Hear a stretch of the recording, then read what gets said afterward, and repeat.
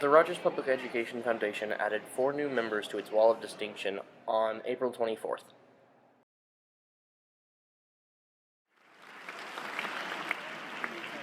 Retired Rogers High School biology teacher Bob Ross agreed to demonstrate his famous owl call if Arkansas Highway Commissioner Dick Trammel could raise $10,000 in 10 minutes. Dick Trammel raised $15,000. Look at this. Everybody's helping. Everybody's helping. Come on now. $10,000. I'm thanking you.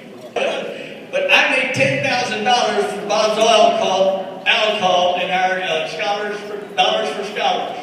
So will you help us? You know, I'd like to get out. Check. Thank you. You know, I'd like to get out. 2, 3.